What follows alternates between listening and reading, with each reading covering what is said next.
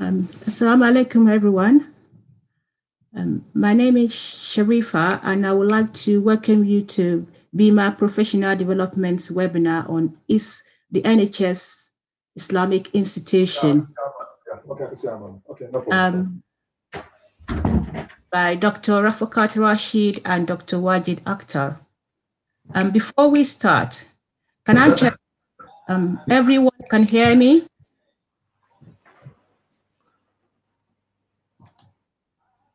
Can everyone see the screen?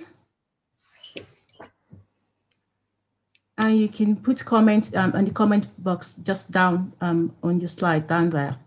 A bit of housekeeping. On your screen, you have a banner on the right-hand side, and you can raise your hands if you have any question. This webinar will be very interactive, so please feel free to raise your hands whenever you have any question or you like to discuss the point.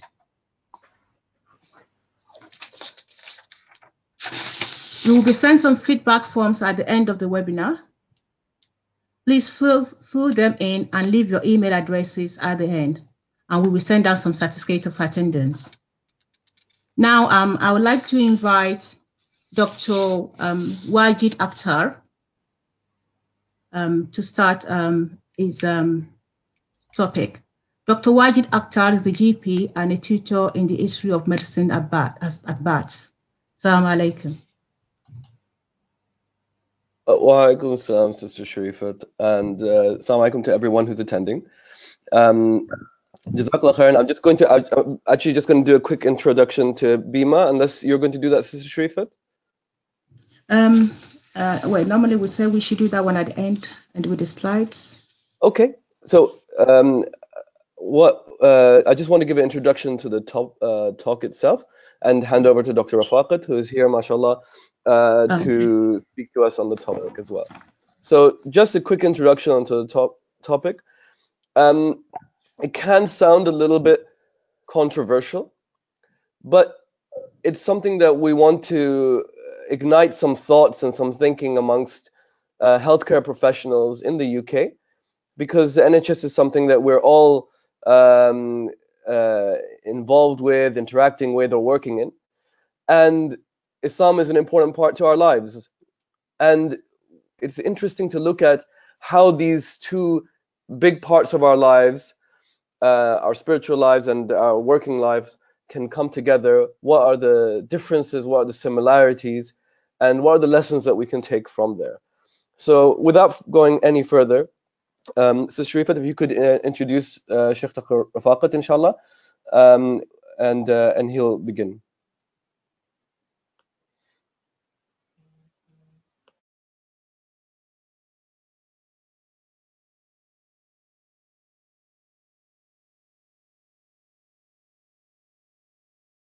Assalamu alaikum. Sister Sharifat, if you could introduce Sheikh Rafaqat.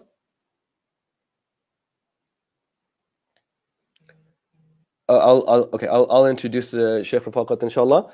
So Sheikh Rafaqat Rashid is someone who is, mashallah, a unique character in our Muslim community, because we have many people who are medics. There's tens of thousands, mashallah, of Muslim healthcare professionals in various fields all across the UK.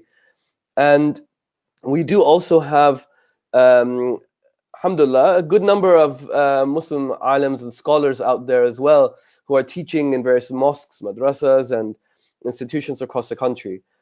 And it's not often that you get an individual who straddles both camps, who is actually a practicing doctor and also an alim and a scholar. He has an academy, Al-Balagha Academy, if I'm not mistaken, which deals with many issues that are about Islam, but also the intersection between Islam and medicine. And many of our BIMA members are his students and have benefited from his courses. So without further ado, I'd like to introduce Sheikh Dr. Rafaqat, who inshallah will be enlightening us on this topic. Okay, Bismillah ar-Rahman ar-Rahim. الحمد لله نستعينه ونستغفره ونعوذ بالله من شرور أنفسنا من يهده الله فلا مضل له ومن يضلله فلا هادي له ونشهد أن لا إله إلا الله ونشهد أن سيدنا مولانا محمدا عبده ورسوله صلى الله تعالى آله وأصحابه وسلم تسليما كثيرا كثيرا. Assalamu alaikum wa rahmatullahi wa barakatuh. Before I begin, can you actually see me on the webcam? Yes, I could see you on the webcam, and I think I could see your screen. Because I wasn't sure that you could see me. Okay, inshallah. Right, the question, is NHS an Islamic institution? Very loaded question, and requires a lot of clarity in terms of the definitions.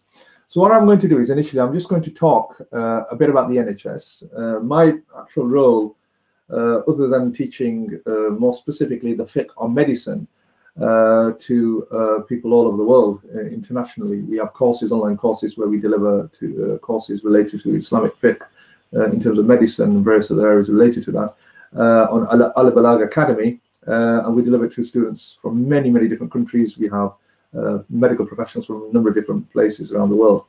So it's quite novel for them to hear, if there are any of them online, about the NHS and how you would define the NHS relative to what we think of as being Islamic.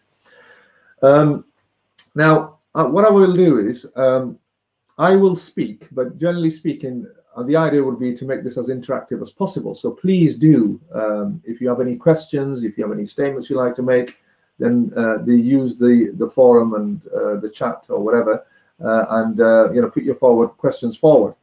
What I'm going to do is I'm going to start off first. If you're trying to analyze this whole idea, I will start off initially by talking about the principles and the values that guide the NHS. And this is very important to understand, because if we understand the principles and the values that guide the NHS, and also understand their 7 key principles, which have just been placed as the NHS Constitution over the last 7 years now, then we can start deciding whether the values are shared, what we would consider as Islamic. So let's start off by saying that the NHS was created out of the ideal that good healthcare should be available to all, regardless of wealth. This idea was launched by the Minister of Health, who is Anura Bevan, on July the 5th, 1948. And it was basically based on 3 core principles. The first, that it meets the needs of everyone. The second, that it be free at the point of delivery. And third, that it be based on clinical need, not ability to pay. So those 3 overarching principles are quite essential to understand what the NHS is all about. And like I explained earlier, in March 2011, the Department of Health, they published the NHS Constitution. And in the NHS Constitution, they outlined 7 key principles of the Constitution that underpin the core NHS values. So we're looking at the concept of the values of NHS and how that relates to what we would consider as Islamic values. So on that perspective, we have the 7 principles. Okay, so I'm going to first state these 7 principles. Some of them are quite relevant, others probably not as relevant. The first principle is the NHS provides a comprehensive service available to all. Number 2, access to NHS services is based on clinical need, not an individual's ability to pay. Number 3, the NHS aspires to the highest standards of excellence and professionalism. Number 4, the patient will be at the heart of everything the NHS does. Number 5, the NHS works across organisational boundaries and in partnership with other organisations in the interest of patients, local communities and the wider population. Number 6, the NHS is committed to providing best value for taxpayers' money and the most effective, fair and sustainable use of finite resources. And finally, number 7, the NHS is accountable to the public, communities and patients that it serves. So there's a number of interesting principles there. And before I go into the detail of these principles, I'm just going to explain some of the higher objectives of Islam. Before I do that, let me just explain how this idea, the NHS being an Islamic institution in some way, just to clarify a couple of very usuli principles in relation to this. Now, the first thing is the NHS, as I've clearly outlined, has certain foundational principles on which it's developed, and it's sort of is developing further. But when we describe something as being Islamic, then it has to be rooted with the clear intention, the sources of Islam, which are the Quran and Sunnah. So within the Quran and Sunnah being the first primary source, we have other derived frameworks that arise from that, and such as ijma, qiyas, and then which are secondary sources, and then we have another whole identity framework that then joins onto that, which gives us some elaboration in terms of the rubric that we use to come to some kind of conclusion, which becomes an Islamic conclusion.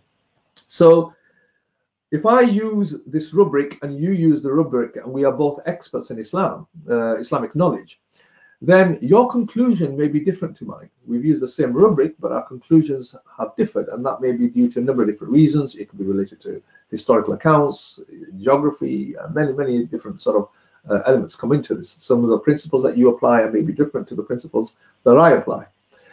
But regardless of the differences that we come out with, we can say that this is diversity, but it is Islamic. So my conclusion is Islamic, your conclusion is Islamic, and there is some element of diversity there.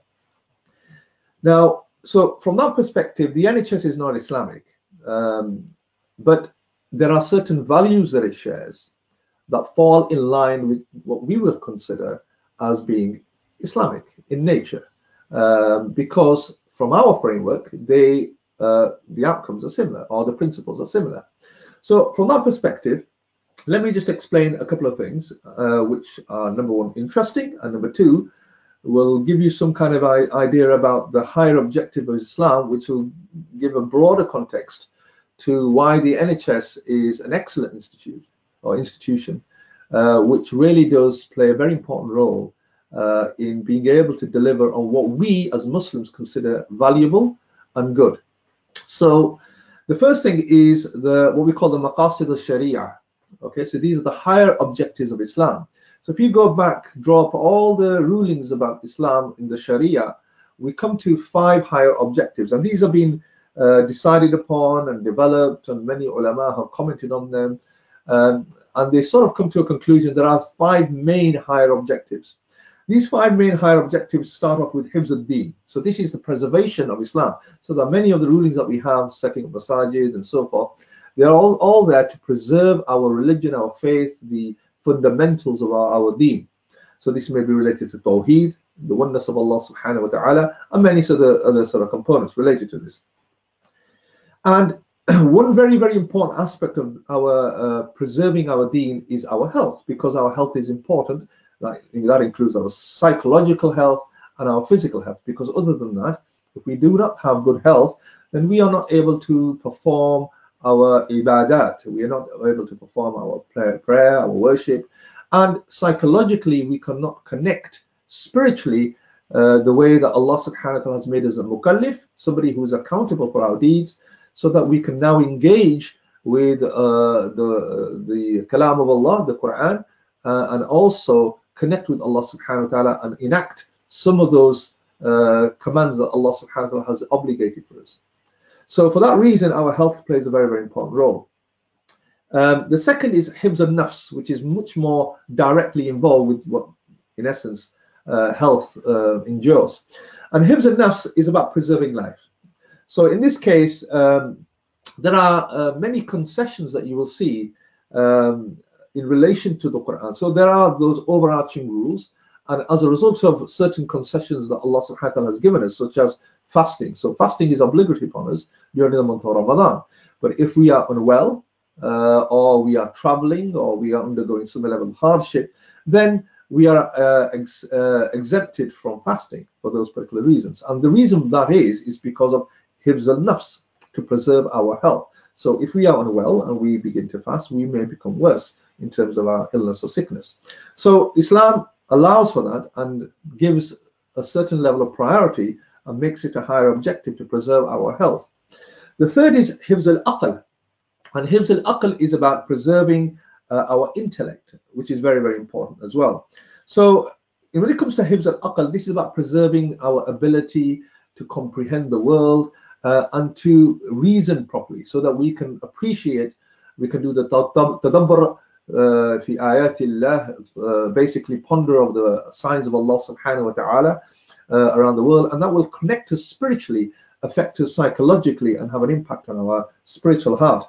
And for this reason, our aql plays a very, very important role. So for example, on that basis, for us to be able to reason, rationalize properly, it's essential that we refrain from intoxicants, al-khamr. So for this reason, you'll see many indications within the rulings, the ahkam of the Quran, that prohibit us from certain acts which may render us problematic in terms of our use of our aql.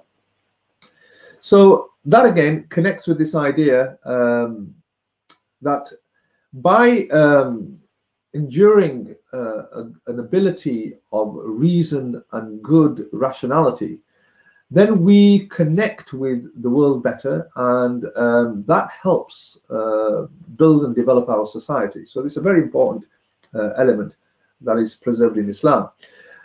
Another very important aspect, which is an important domain of our health, is what we call hifz al-nasl, and this is about preserving our linealogy, which in essence comes to the idea of preserving our family, our society, the institution of marriage, also issues related to medical issues such as fertility, contraception will fall into that. Also the idea of hijab, because the la taqrabu zina, do not come close to zina, suggests that use preventative means that you do not commit adultery or fornication. Because if you live in a society that is has an element of leniency towards such acts, then what will end up happening is the whole unit of the family will collapse, because that relationship and the kind of stresses that will exist in families will become much more enhanced, and that will be problematic for society as a whole. And the family is the brick of a building. So if the family is damaged, then the whole building will collapse. So Islam takes that quite seriously. For this reason, the element of hifz al-nasl becomes an essential part. And this is about preserving the family. It's about caring for the elderly. It's about caring for your neighborhood and various other things. Then we come to the final one, which is hifz al-mal. So indirectly, hifz al-mal has a connection with health as well, because the importance of cost effectiveness and the idea of rights and obligations. So do not take the wealth unjustly of others. So stealing from others, theft, using deception, gharar, to take the wealth of others. All these components are essential, because we need to have some kind of contentment in our life, and we need some kind of safety and safeguard that allows us to be able to have some kind of security with the kind of wealth that we have. Otherwise, if we do not have wealth, and if people are taking our wealth and people are deceiving us, then that's a very stressful situation to be in, and as a result of that, it will affect us mentally. So hifz al-mal is another thing that really links in terms of our health as well.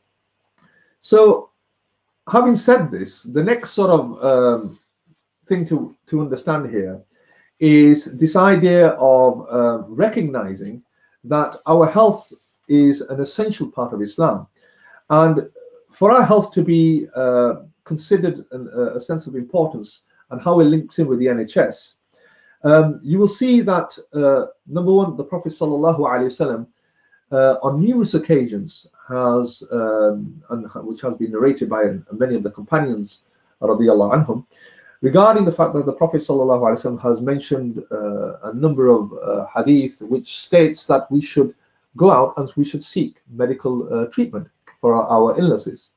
So, for example, the hadith where the Sahabi, the companion, asked the Prophet sallallahu alaihi wasallam, "Ya Rasulullah, ana tadawa," and then the Prophet said, "Oh, Ya Rasulullah, should we partake in taking medical treatment?" So the Prophet sallallahu alaihi wasallam responded, "Na'am, ya ibadallah." Yes, the servant of Allah, tadawaw, take medication for your illnesses.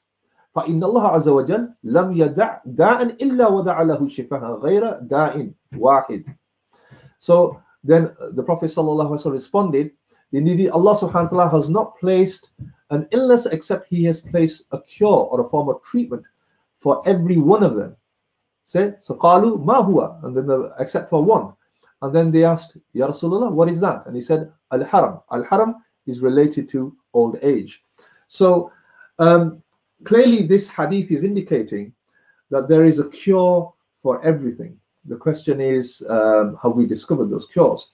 So cure can be, in sort of the natural world that we live in, which sort of gives us some kind of motivation and some kind of contentment that there are cures there. It's just a question of the level of technology and knowledge that we have at the moment is limited, and as a result of that, we have not discovered all those cures.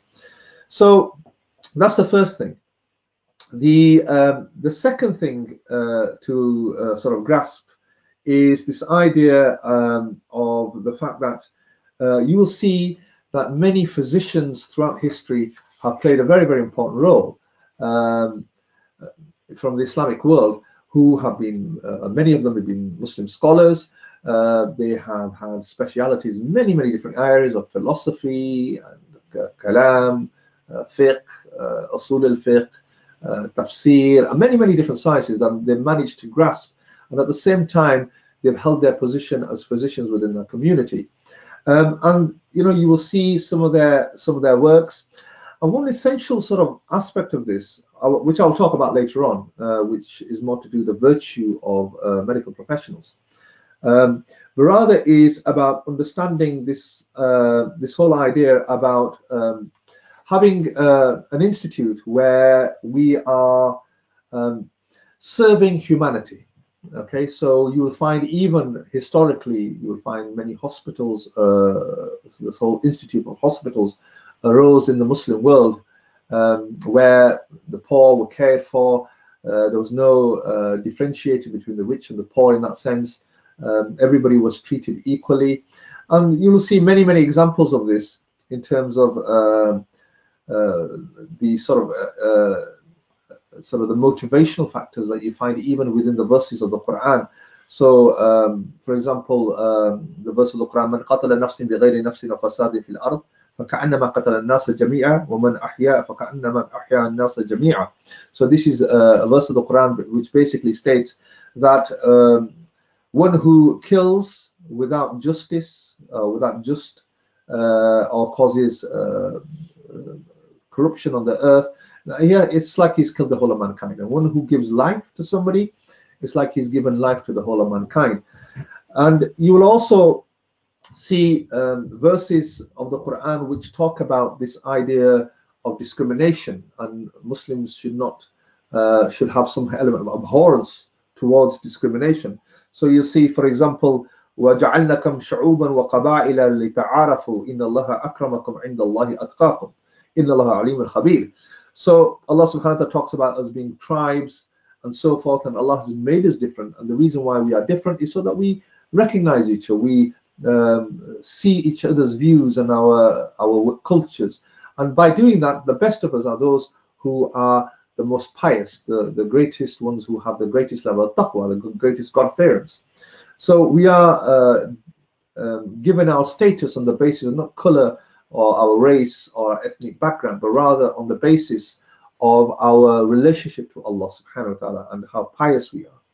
So you can already see that there are many, many components within this which fall in line with some of the values of the NHS. So from that particular perspective, we have ideas or ideologies that really do enhance this idea of ensuring that we deal with those who are less fortunate than us, so the poor. So the NHS Institute does the same. It sort of caters for everybody, doesn't differentiate between the rich and the poor.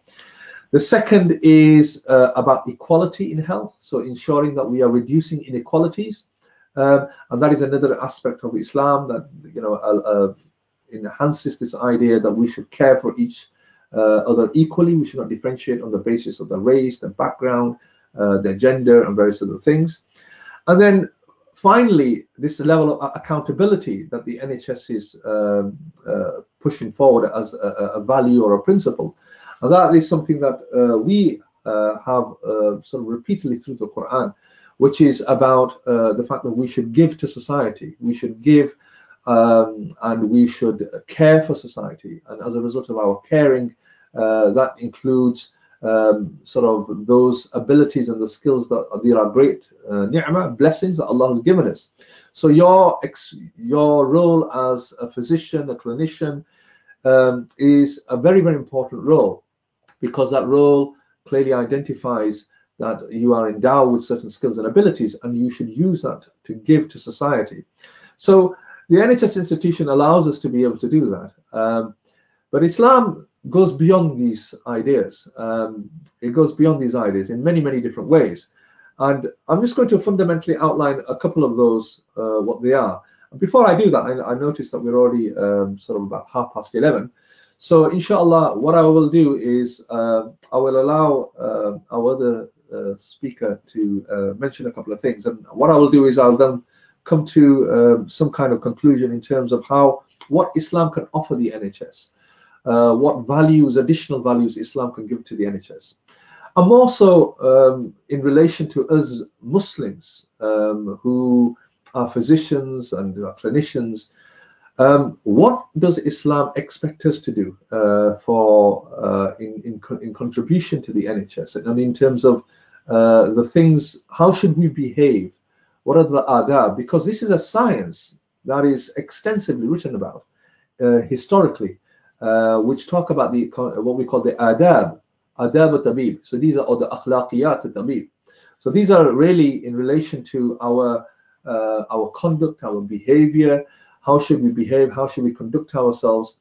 And also in terms of our mindset and what role we take in society. So it's not just about for us as physicians and clinicians, being a doctor or being a physician or clinician is not just about working in our 8 to 6 hour job, but rather it's more about what we become as individuals in our society and role models, and what our rights are, what our obligations are, now that we have been given a certain amount of knowledge, that we can treat people and we can better people's health.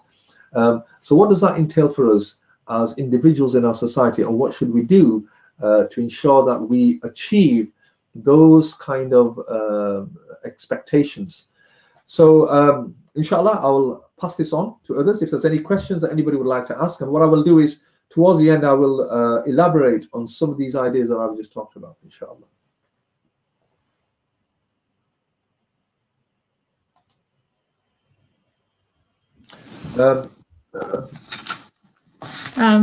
Thank you for that insightful talk, Dr. Rafaqat.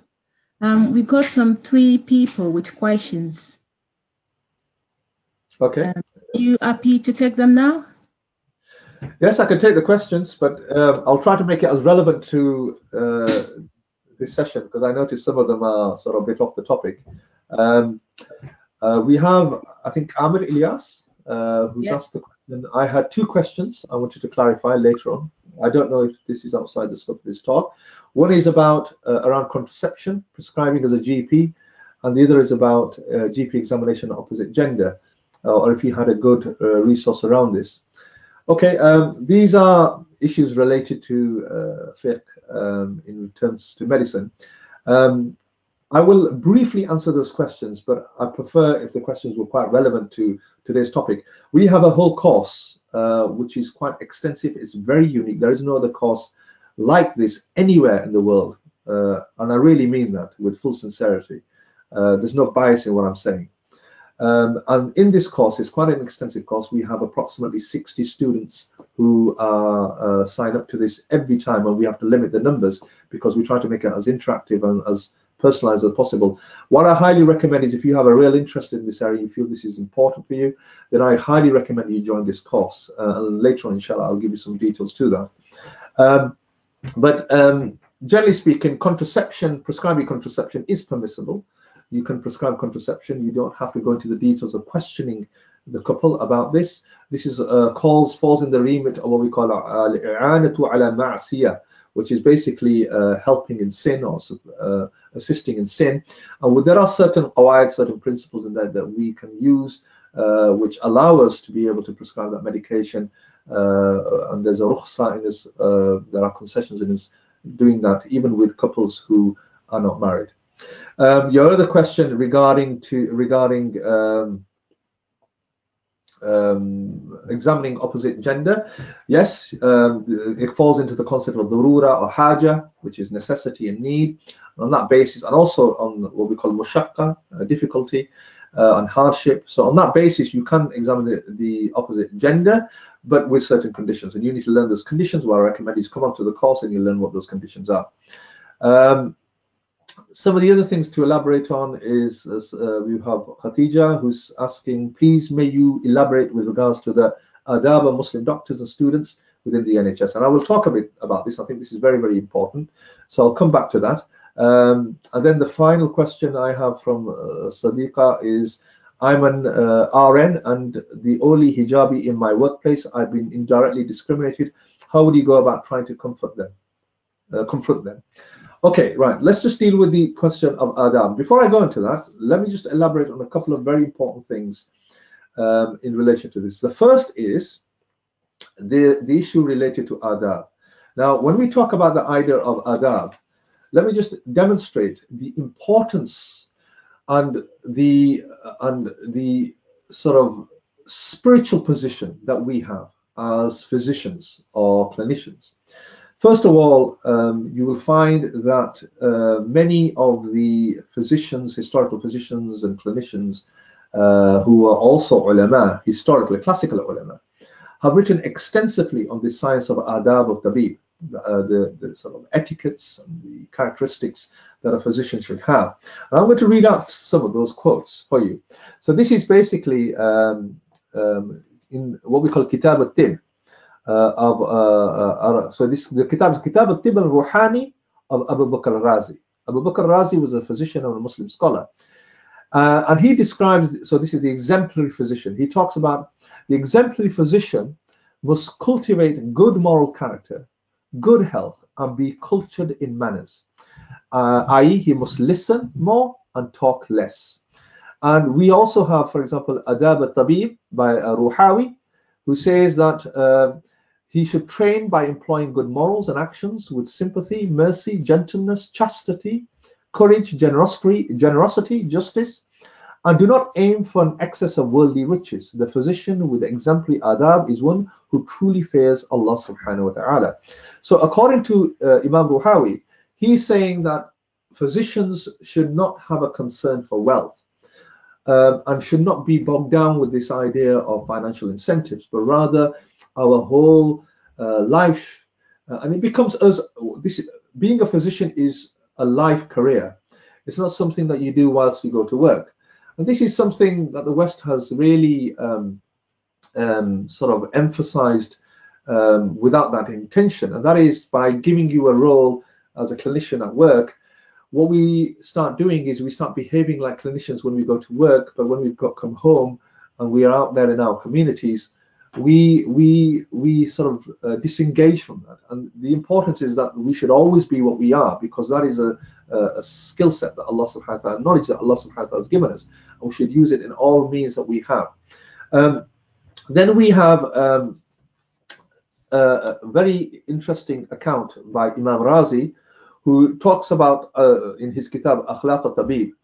He says that the physician's duties to the patients should be, the first of which is to treat the patients kindly, not to be rude or aggressive, but should be soft-spoken, compassionate, and behave modestly. Then he talks about the physician should inspire the patients, even those who have no hope for recovery, to treat patients equally regardless of their wealth or social status. And the aim of the physician should not be the money he will get after treatment, but the cure. Doctors should be even keener on treating the poor and needy than the rich and wealthy. So those are some really interesting concepts you'll find in his kitab. So you can already recognize here very, very important areas in relation to the role of a physician, a Muslim physician. And what makes us Islamic is that as physicians, we should take up those Islamic values, and we become those role models in society that people look up to. We are one of the most trusted professions, which is a blessing in itself. And one of the things that we're losing as clinicians, as physicians, is we've become more, we've either become businessmen, or we've become individuals who basically just work in our role at the times that we work. And that doesn't display itself or make itself more manifest in who we become as people. Our personality should change. Being a physician or a clinician is a life's change. It's interesting how even the fuqaha and some of the classical ulama have compared ulama with physicians. And one of the interesting things of comparison that they've introduced here is this idea that when an individual becomes an alim, somebody of knowledge, a Muslim scholar, then that role becomes him in entirety. He enacts that role. His behavior should change according to that. He should connect with Allah subhanahu wa ta'ala in a way which is much more enhanced than the local general lay people. He has a high level of obligations and certain things that he needs to meet. And this becomes his life. He becomes an alim for life. And it's not just the fact that he goes into the masjid, he leads the congregation, but rather he becomes somebody who embodies this whole science related to ilm. Same thing applies to a physician. A physician is not somebody who just works for so many hours of the day and then works as a doctor or whatever in those hours of the day, but rather you have that caring nature. It becomes part of your personality. You care for people. You go out in the community. You serve the community. I'll give you a typical example. I see some of these attributes in non-Muslims. So I have a practice manager, and our practice manager, she's very passionate about feeding the poor, feeding the homeless, and so forth. So on a weekend, she spends a lot of time doing this. And she's brought those values and that culture into the practice. So you see our practice, it has an impact on us as people who work in that practice. We have this sort of threshold, a lower threshold in terms of the kind of care and the love and affection we give to our patients who are less fortunate. So these values, they are contagious in the sense that, which is a good thing, that you build a certain culture in the environment that you work in that really enhances this sense of giving to our communities, to our patients, to our public. Something that the NHS is losing, because NHS is sort of heavily endowed with, and it's becoming more so with financial incentives. We need to hit a budget. We have targets to meet. We will incentivize you to achieve those targets. You have some, and when you get bogged down with figures and statistics, it becomes more a business, and you're achieving targets rather than that caring nature. You're not able to advance your caring nature. That caring nature is a very important factor in the economy of the NHS. One of the reasons why the NHS is failing us is because of this very reason, that we are sort of heading in the wrong direction. We're looking at it as an economical institute rather than a caring institute, even though the principles the NHS has put forward clearly are identifying those areas in terms of our care for our community and patient being in the center of all the kind of care, the care that we give them. We are losing that whole culture because we have many other factors that are given more predominant positioning, and therefore we are trying to achieve them rather than the other end, which is about us becoming virtuous physicians. So Islam talks a lot about this element of us being virtuous physicians. Now, in relation to, I'll try to be as interactive in terms of the questions that you guys are giving me. However, there are many things that I could tell you about. One other thing that's very important, which probably helps in terms of how Islam, or what Islam can offer the NHS, is this idea that there are two main aspects. I'm not going to go into the details of the ulumi aspects, But there are two particular aspects that are essential in Islam and have always been, and you'll find them being elaborated by many, many scholars. And one is called what we call a tib al-wiqaya. A tib al-wiqaya is about prevention, so medical prevention. Islam emphasizes a lot about prevention, and when we talk about prevention, it goes beyond just medical care as we see medical care or what the NHS provides, but it also encompasses social care, social and welfare. It talks about the politics of a society. It talks about the social integrity of a society. It talks about issues where what we call fasad in society, corruption in society, and the importance of the family. If your family is sound and your family is healthy, then those individuals in the family will be healthy. They will be psychologically sound. Children will grow up healthy psychologically. They'll be nurtured well.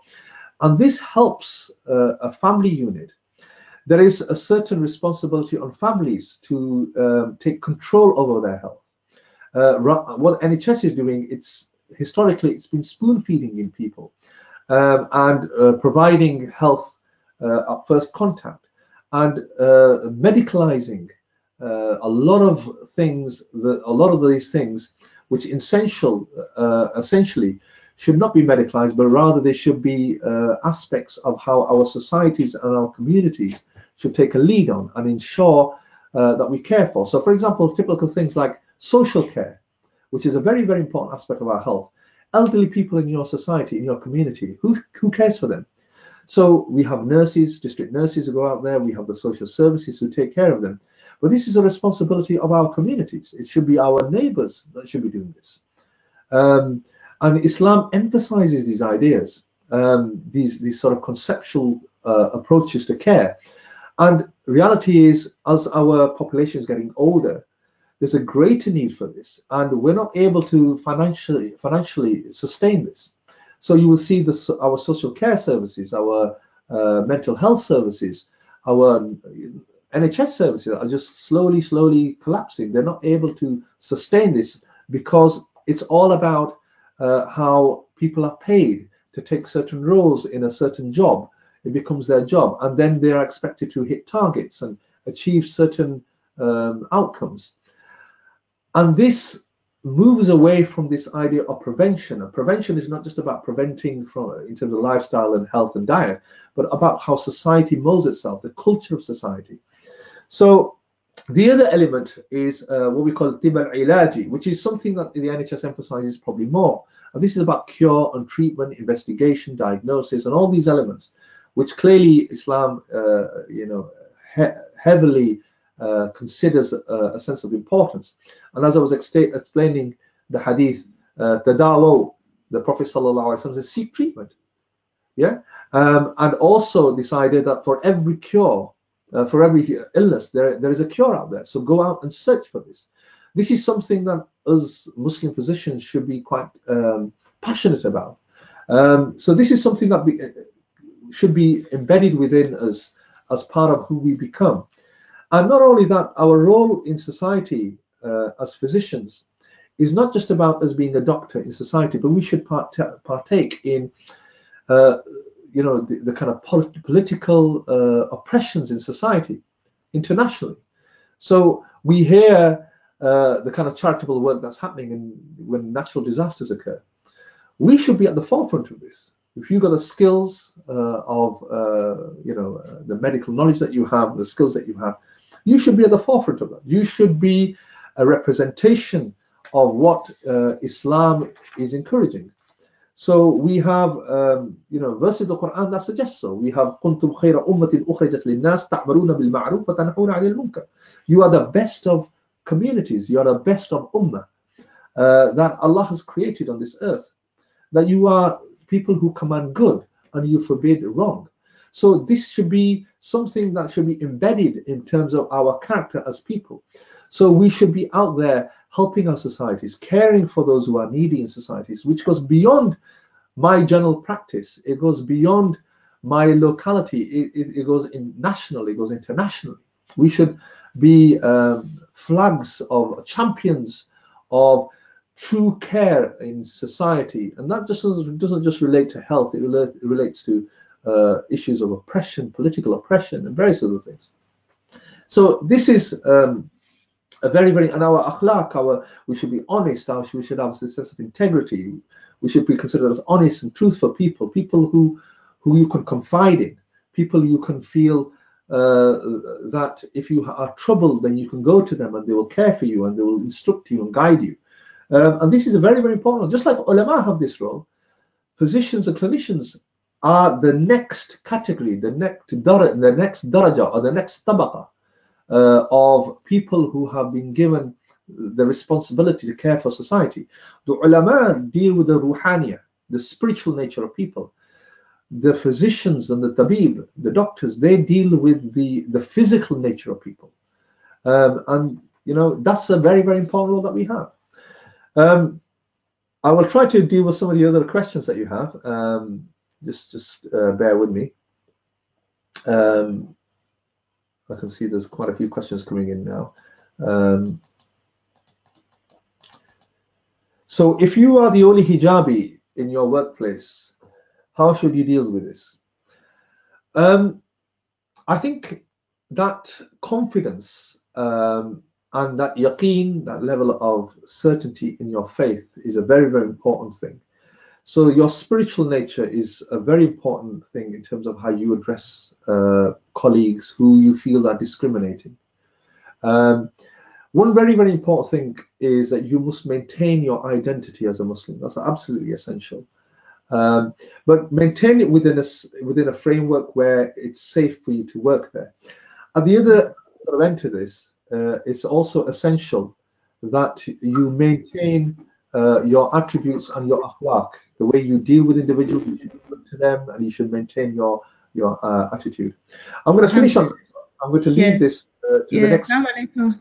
I think I've taken about. Assalamu alaikum. Thank you very much for the talk. It's very inspirational, educative, and it was really, really good. We would just like to move on due to time, to the next speaker. We just like you to finish up the questions, and we'd like Dr. Wajid to start his presentation, if you don't mind. Thank you so much. May Allah reward you abundantly. Jazakallah khair. Assalamu alaikum wa rahmatullahi wa barakatuh. Jazakallah khairan. If I can share my screen, I have some slides, if that's possible.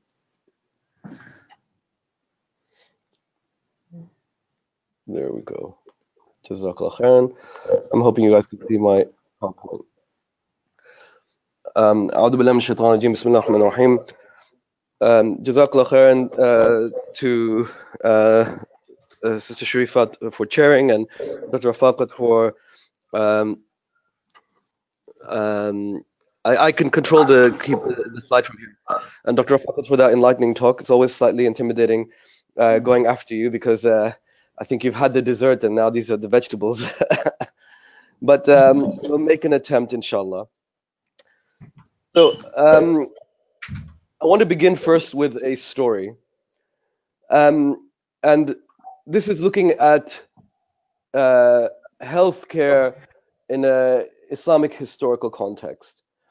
Nuruddin Zangi was the mentor and the teacher of Salahuddin. Salahuddin, who almost every Muslim in the world knows of and is a shorthand for a Muslim hero these days. And yet, Salahuddin's mentor himself is not so well known. Nuruddin was a man who was a very serious person. He lived in serious times. Things were very bleak and difficult for the Muslim world at that time. And he was a man of that time. He was a man who was no nonsense. He was quite known to be strict. And he was also known to be very focused and religious. And he was fighting against the Crusaders at the time. And there was a Crusader prince, a particular Crusader prince, who was well known to be very brave, very courageous, and extremely good at defeating Muslims. But he had one flaw. He was so brave, so courageous, that he would often take risks and find himself captured by the Muslims. But because of his valor, because of his strength, the crusading knights and kingdom would straight away give a huge ransom to free him. Straight away, as soon as he gets captured, they would give a ransom and he would be freed. And this happened not once, but it happened a few times. He would fight, he would get caught, he would be ransomed, he would fight again, get caught, ransomed, etc. Now, this time he was caught by Nur-ad-Din and his army. And Nur-ad-Din's army was like, we're not going to let this guy go. No way. This guy is too good at defeating us. He's too strong, he's too capable, he's too powerful. Doesn't matter how much money they give us, we will not let him go. But Nur-ad-Din, although in principle that made sense, right? Why would you take some ransom money and let someone go to defeat you another day? He said, you know, I need to pray Salat al-Istikhara because that's what he used to do before a major decision. So he prayed Salat al-Istikhara, but instead of getting the answer he expected, the answer we all expect, the answer that he got back was that the man should be ransomed. The crusading prince should be ransomed. Take the money. And the crusaders had already turned up with a huge amount of gold coins, because they wanted him back. So Nur-ad-Din didn't know what to do. If he tried to release him, his army would mutiny. His people would be upset at him that he took money instead of dealing with this clear and present threat. So what he did was, in the middle of the night, everyone was asleep, he opened the prison and he let the prince go. He said, go. He took the ransom money and he said, you go to your people. If I let you out in front of everyone, they would stop me. So the man, excuse me, the crusading prince escaped. In the morning, Nur-ad-Din's army was like, oh my God, he's escaped. How did he escape? And Nur-ad-Din said, he didn't escape. I took the ransom money and let him go. His people were furious. How dare you? Don't you realize he's just going to come back and fight us another day? Don't you realize that this money, like what are we going to do with the money when he'll defeat us another day? And while they were having a go at him, a messenger came and said, you know that crusading prince that you just let go? They said, yes. Well, he died before he reached his own people, but of completely natural causes. Subhanallah. The power of Salat al-Istikhara. Now, suddenly the mood changes. Everyone's like, oh, well, Nur-ad-Din, you know, that was some good istikhara that you did. It worked out. You know, we got the money and we got rid of the guy, but we didn't have to do anything. Like, he died of natural causes. So we got the best of both worlds. So what are we going to do with this money? And Nur-ad-Din laughed at them. He said, you're not going to get any of this money, not a single penny, because you didn't believe in the power of istikhara and you were complaining about it. And now that you see it in front of your eyes, you want to know how we're going to divide up the money. We're not going to divide the money at all. In fact, what I'm going to do with the money is I'm going to build a hospital. And he built the Bimaristan Nuri, a well-known hospital where it had a medical school, it had a pharmacy, it had operating theaters, it had wards, and it was free at the point of use. Anyone could come in there and get a treatment without having to give any money. If you were very rich, you may have to contribute to some costs, but otherwise everyone was free. No questions asked. The best doctors, the best surgeons were employed, people were taught and educated in this hospital. This is our history, brothers and sisters. This is our legacy. And this hospital still exists to this day. It's now a museum in Damascus. I went and saw it myself before the current war broke out. But it exists. Unfortunately, the concept that Nur-ad-Din was trying to bring to us, that many in the Islamic world previously had tried to bring, died with him because he was poisoned, and unfortunately his successor Salahuddin and the others became busy with fighting the Crusades, fighting the Mongols, and so on and so forth. But 774 years later, to be exact, the concept of free healthcare at the point of use was revived by a Welsh Labour minister called Nye Bevan. And in 1948, the first completely free national health service in the world of this type was inaugurated. Attempts, like I said, have been made before in history, but they were not at this level. And this was not an easy thing to do. Britain had just come out of World War II. Their empire was collapsing around them. They were in debt. Food was being rationed. And at this moment, to turn around and say that we are going to look after everyone in our society who is ill, regardless of their ability to pay, is something that the British should be proud of. There's much not to be proud of with the British Empire. There's much, I'm not whitewashing it at all. There's a lot of problems in the British Empire at that time, and in the way things were done, and even in the NHS.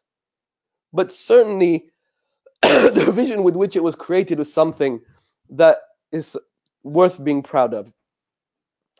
So, I guess the question that we need to answer today is the NHS an Islamic institution? And we can answer that in many different ways. Does it implement any of the 5 pillars of Islam? The shahada, the salah, the sawm, the zakah, or fast, or hajj? No. It doesn't implement any of these 5 pillars. Does it derive its value? If you're going to look at it from a strictly legalistic perspective, does it derive its values from the Quran and Sunnah? No, it doesn't. So, does it even claim to be religious, to have a religious outlook? There may be aspects of it that tangentially relate to religion. It may have had a more religious nature previously, but does it claim to be religious? No. So how can we make the case that the NHS is a Islamic institution? In fact, a uniquely Islamic institution, I would try to make the case for. And that is because we need to ask ourselves, what is Islam? Is Islam simply the 5 pillars and the letters of the law? If Islam was just that, praying, fasting, hajj, zakat, then why did Allah subhanahu wa ta'ala have to send a 600-page book down with the Prophet sallallahu alaihi wasallam? Why did he even need to send the Prophet sallallahu alaihi wasallam at all? He could have just sent us those 5 pillars. If Islam was the beard and the hijab and the way we looked, then why did the Prophet ﷺ have to go through 23 years of struggle in Mecca and Medina, and then going through all the efforts and the persecution and all of this for what? The real question is, what is Islam? And the reality is, Islam is more than just what we make it out to be these days sometimes. This is a hadith narrated by Abu Hurairah anhu in Sahih Muslim. Allah does not look at your appearance and your goods. He only looks at your hearts and your deeds. And subhanAllah, this is you find a resonance with this hadith in the founding principles of the NHS. That when someone turns up sick at a hospital or a clinic, the first question you ask them should not be how much money they have in their pocket. And yet, for the majority of the world, that is the case. Not here. In fact, in this country, the queen and the beggar on the street can get a comparable level of healthcare. In fact, I know this because I once sat in a clinic with the queen's surgeon, and he was examining a drunk guy with no fixed abode. This would not happen in most Muslim countries. There are different types of doctors. There are different levels of healthcare. People will go drive miles and give everything to go to the capital, to go to the best hospitals for the best doctors. because they know there's a difference in the healthcare. Not here. You go to the closest one most of the time. What about this? The hadith where the Prophet ﷺ said, he is not one of us who does not show mercy to our young ones and respect to our old ones. Brothers and sisters, this mercy and respect, is it just the mercy and respect of tapping the children on the head or saying salam to your elders? What about looking after their health? What is the 5-year mortality rate of most Muslim countries? How many of our young children die before they reach the age of 5 from simply preventable diseases? From literally diarrhea, rotavirus, which is an annoyance in this country, which means you lose few days off school, is a killer in most Muslim countries. Why? Why do most children, many children in the Muslim world, they do not get vaccinated? But in this country, there's a national vaccination program with the NHS that's there to make sure that all the children are safe and taken care of. Isn't this showing mercy to our young ones? Now, what about our elderly? Day after day, UTI after UTI, acopia after acopia, there's an entire team around them, from occupational therapists to physiotherapists to dosette boxes from their pharmacists to the geriatric doctor to the GP. There's a whole system created to help them in their old age. What is there for our elderly in the Muslim world? We sometimes look down upon people in the UK because they put their elderly in the nursing home. And we feel proud that we keep them in our home. But what about this other side of the coin? Isn't this showing respect to your elderly by properly looking after their health in their old age? And again, Anas ibn Malik radiallahu anhu said, I never saw anyone kinder and more merciful to children than the Prophet ﷺ. Brothers and sisters, Victoria Colombier and Baby P were killed. And from that day to this day, every single medic and mostly healthcare professionals get safeguarding training on identifying children who are at risk of abuse. What training is there for that in the Muslim world? Where do they have this? And it's not just the Muslim world. It sounds like I'm putting the Muslim world down, but I'm just showing the other side of the coin. These are our values. These are the values the Prophet ﷺ has espoused. Where is this? It's here. It's not there. And you can go on. An-nazafa nisf al-iman. Cleanliness is half of faith. But are the hospitals of the Muslim world clean? Is the Muslim world itself clean? Even in London, you go to the part of town where the Muslims live, and it is filthy. It's as if we make it on purpose to miss every trash can and put all the junk around there. The toilets of every mosque are filthy. You go out, you come out sometimes more unclean than you went in. But go to the non-Muslim part of town, and they're not this dirty. There are many factors in this, but we have to ask ourselves, what's going on here? Who is implementing this hadith and who is not? Your body has a right over you, so take care of it. Yes, Islam prohibits alcohol and drugs. And most scholars will say that smoking is not acceptable. But where is the non-smoking campaign in our world? In the Muslim world, where is it? Where is the campaign to get people to stop drinking? 52% of Bangladeshi and Pakistani men in this country smoke. What's going to happen to us? Where is our attempt to try to listen to this hadith and implement it on our lives? I will finish in the last 2 slides here. Allah subhanahu wa ta'ala has prescribed ihsan, perfection in all things. Think about it. What is the Care Quality Commission? We have a difficult relationship with it maybe, or quality improvement, or audits. It's an attempt to look at where we are right now and to improve, right? It's an attempt to go from where we are to a better state. At self-ihtisab, accountability. This is Islamic values. But where is this in our Islamic world? Where is this in our organizations? Where is this in our mosques or anywhere, any Islamic organization that we have an attempt at quality improvement, an attempt at ensuring standardization of care, something like NICE. You know what NICE is? NICE, we just think of the NICE guidelines. NICE guidelines means that if someone has a heart attack in London or in Glasgow, they will get exactly the same treatment. They will get standardized, evidence-based. We are the religion of evidence-based, right? We don't take bid'ah into our religion easily. We don't like it because we like to be evidence-based. But who runs the rest of their lives evidence-based? It's in the NHS. We want evidence-based activities.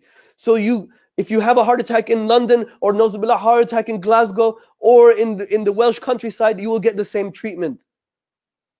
Is that the case anywhere in the Muslim world? No. You will get a different treatment every different hospital you go to and clinic. Someone will give you 300 milligrams aspirin, someone will give you 75, someone will give you clopidogrel, and someone will leave you on the road because there is no hospital there.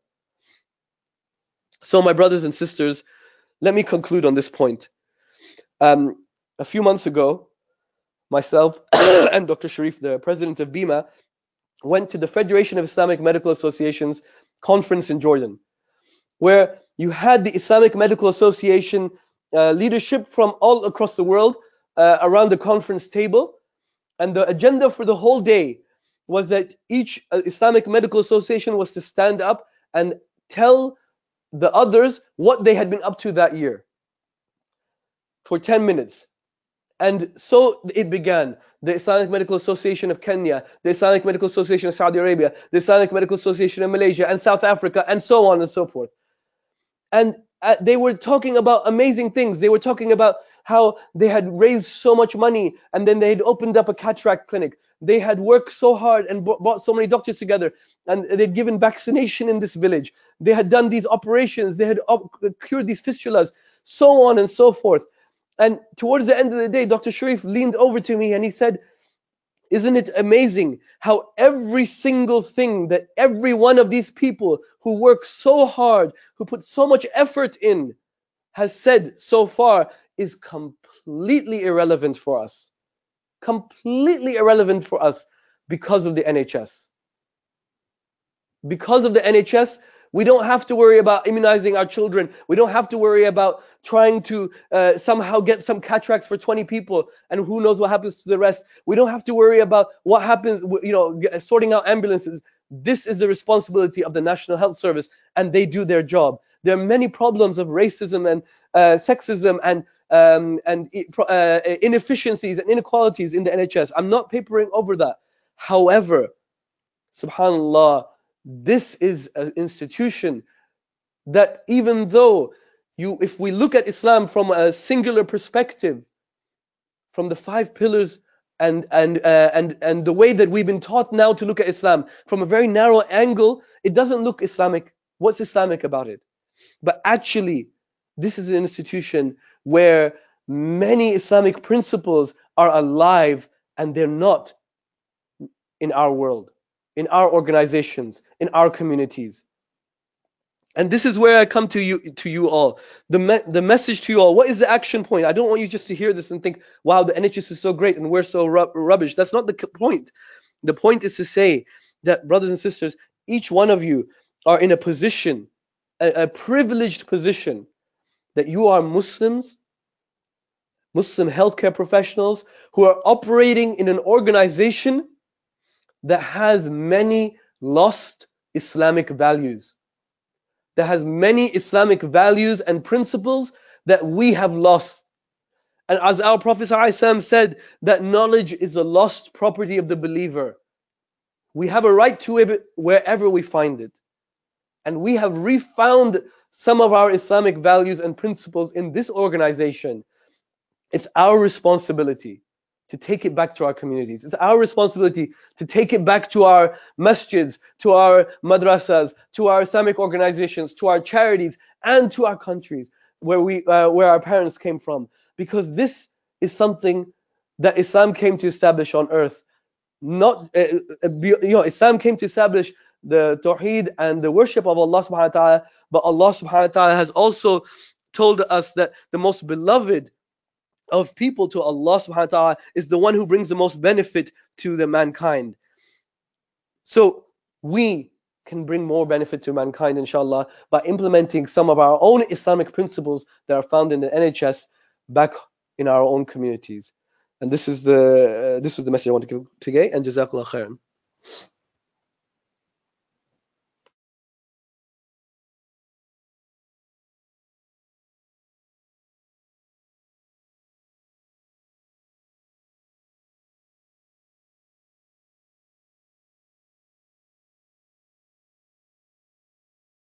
Sister Sharifat or Khair, would you like to take over?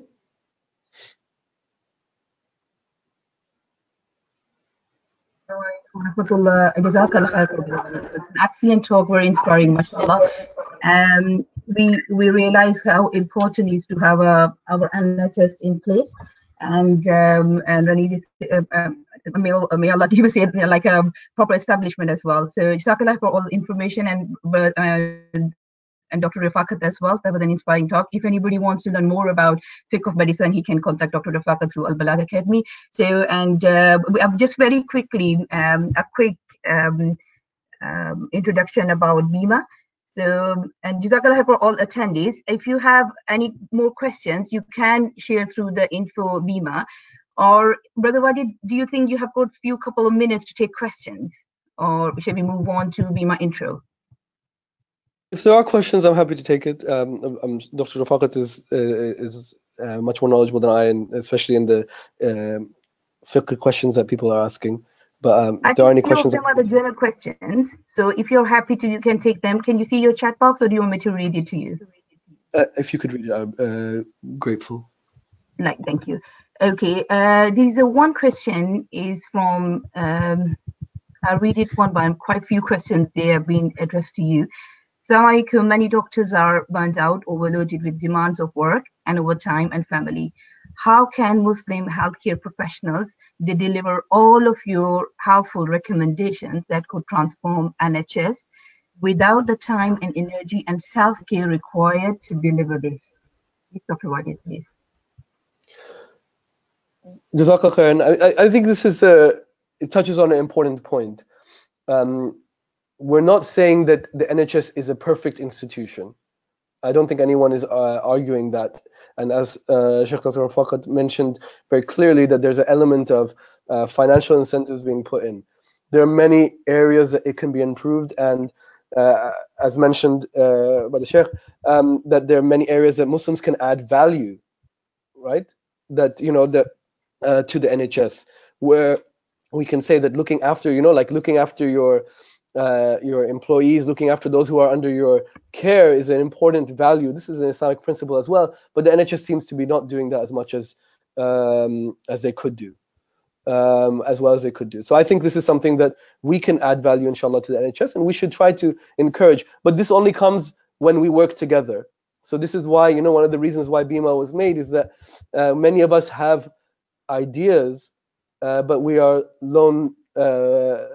lonely in those ideas, or we're not able to work together and affect real change. But when many of us come together and we unite, inshallah, we can transmit those ideas and we can add value to the NHS as well. It's not a one-way street. Right, Jazakallah khair. I think it's just a comment from somebody else. I think the NHS is 99.9% Islamic values, equality, justice, teamwork, and evidence-based. So, and then the attendee, I think Dr. Marhoubi mentions, I think we as Muslims are 99% non-Islamic. Do you agree with that comment? I've always been accused of being a generalizer. So I agree with the sentiment that there's a lot that we can learn and there's a lot that we can improve on. The difficulty is that, like, it's not about numbers, whether it's 99% or even 75%. If there was even one value in the NHS that was there, that is our Islamic value, that our Prophet ﷺ has advocated and is missing from us, it's still worth our time to try and find it and get it. SubhanAllah, how many miles and how many countries did Imam Bukhari travel through to get one hadith, just to hear it and for us to implement it. It would be worth it even if it was just one, and if we were the perfect people and we were missing even just one. But as the commenter mentions, it's definitely more than that. Jazakallah khair. I think I'll take one question from Dr. Rafaqat. Is regarding, please may you elaborate with regards to the adab of Muslim doctors and students within the NHS. If you can briefly highlight for us and mention the mental, the psychosocial aspect of the physical care which is provided and the roles of the Muslim in that within about a minute or so. Jazakallah khair, Dr. Rafaqat.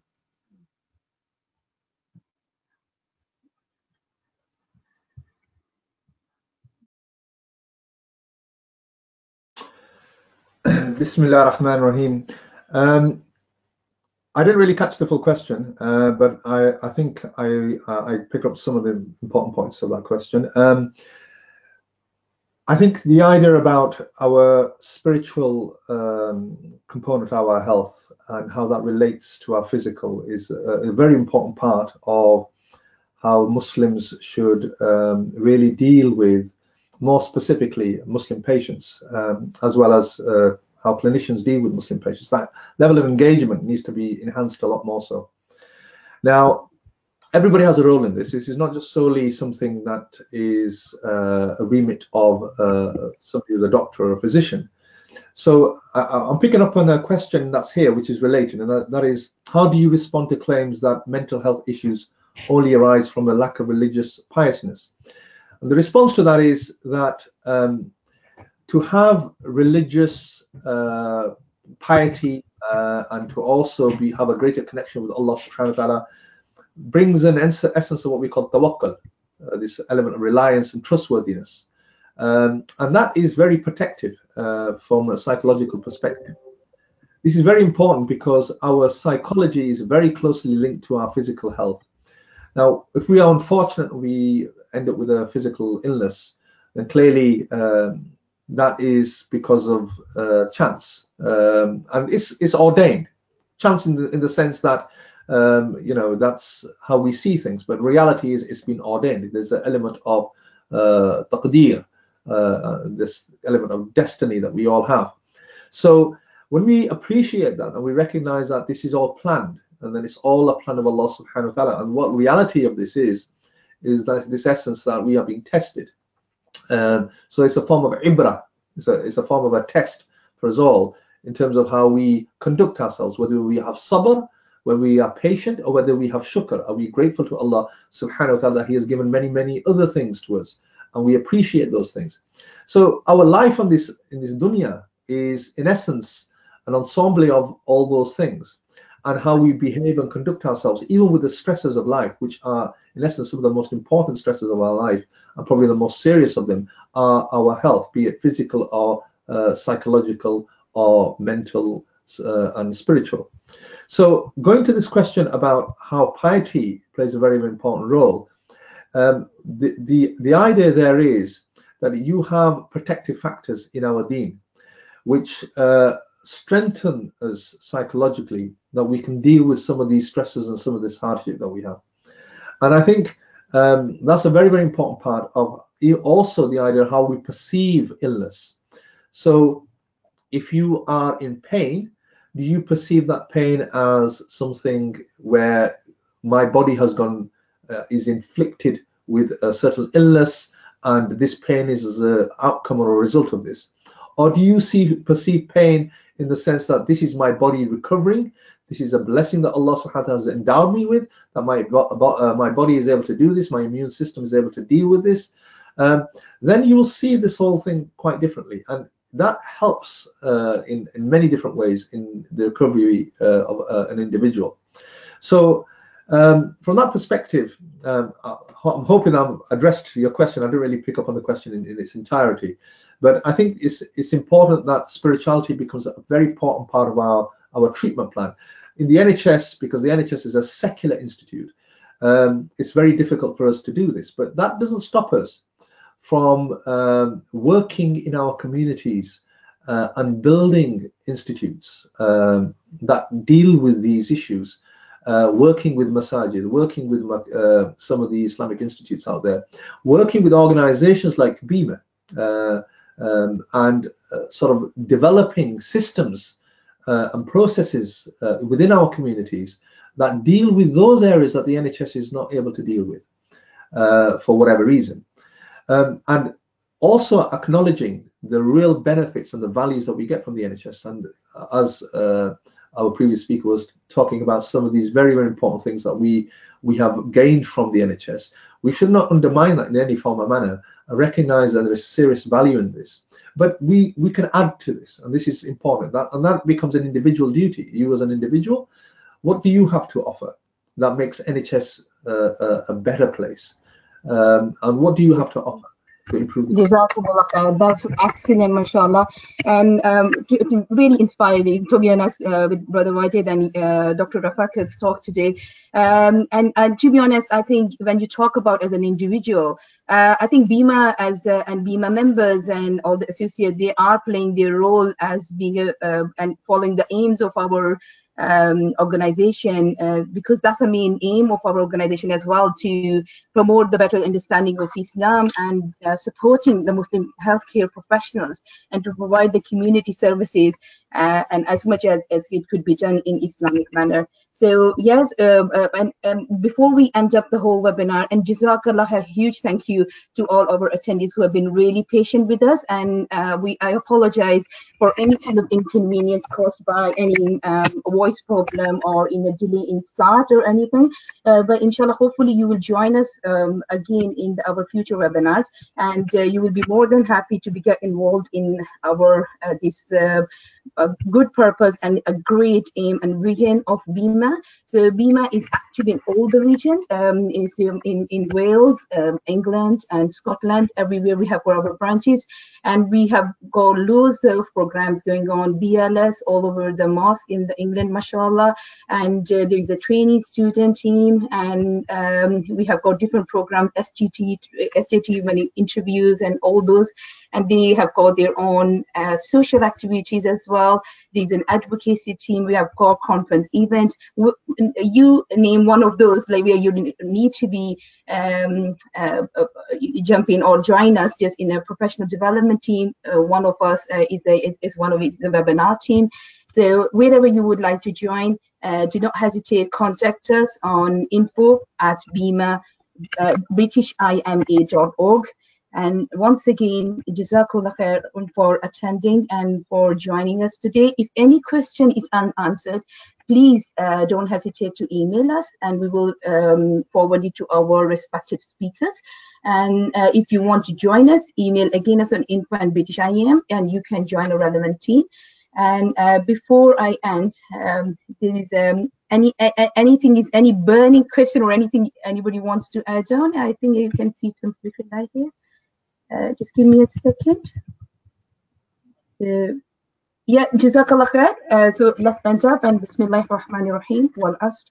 Innal insana lafi khusr illa alladhina amanu wa 'amilus salihati wa tawasaw bil haqqi wa tawasaw bis sabr. Assalamu alaikum wa rahmatullahi wa barakatuh. Jazakumullah khair, everyone.